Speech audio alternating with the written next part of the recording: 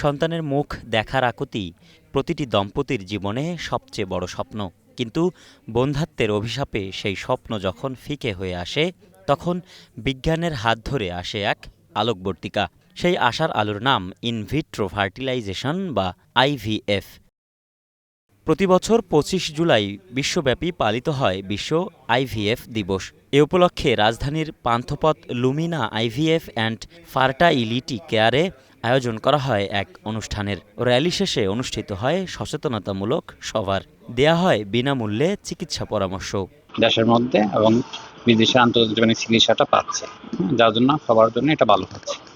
ঠিক আছে।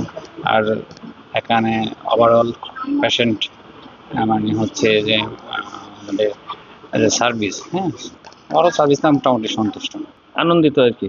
এটা ভালো, সার্ভিসটা যদি ওনারা ভালো করে দিতে পারে, আমাদের দেখা দেখি হয়তো অনেক কারণ নিঃসন্তান দম্পতি আছে যারা আসবে দেখাবে, এটা ভালো আর কি। সব মিলায় আলহামদুলিল্লাহ।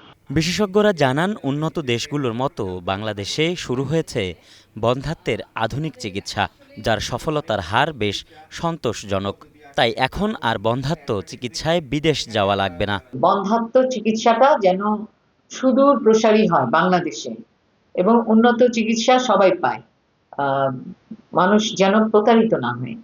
আর সাকসেস, এবং অবশ্যই আমাদের সাকসেসের বিষয়টা মাথায় রাখতে হবে। শুধু আমি চিকিৎসা করলাম আর রোগী টাকা খরচ করলে সাকসেসফুল হবে না, সেটা যেন না হয়। বাংলাদেশের একেবারে প্রত্যন্ত এলাকা থেকে রোগী শুধু এখানে আসবে তা না, আমাদের ভবিষ্যৎ পরিকল্পনা হচ্ছে আমরা আমাদের এই লুমিনা আইভিএফ এর কার্যক্রম সমস্ত অন্তত বড় জেলাগুলোতে ছড়িয়ে দিতে চাই।